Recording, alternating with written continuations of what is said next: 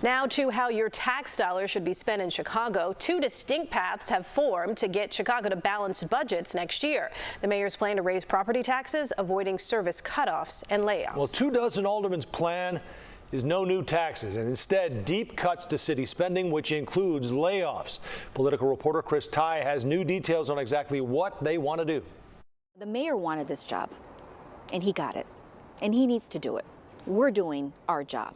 And the job these members of council say they are doing is listening to Chicago voters. They put a poll in the field, in fact, and they found that when voters learned that over $5 billion has been added to the city budget since the year 2020, they want the spending to stop. Their recommendation is to move almost all city departments back to their budget allocation from the year 2020, but to add an inflation adjustment.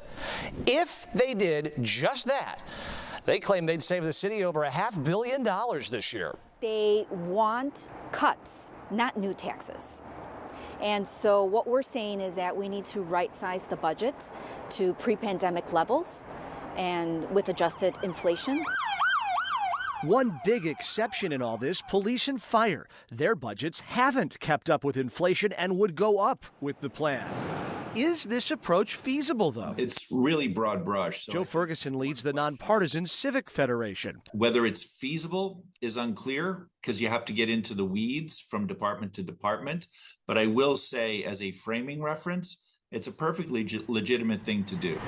The Alders poll revealed something else. Chicagoans will vote out council members that back tax hikes, not just the $300 million plan the mayor rolled out. This matter has been voted down and lost 50-0, but any tax hikes, including Johnson's revised $150 million option. The two sides haven't spoken much since council's plan was revealed, but a city shutdown looms if a deal isn't struck by year's end. The number of times I am asked what happens if we do not pass a budget by December 31st is rising rapidly. We don't want a city shutdown, but the mayor is making us choose between a property tax increase or a city shutdown. Those are the options that he is giving us, and that's not what we want. Chris Ty, CBS News, Chicago.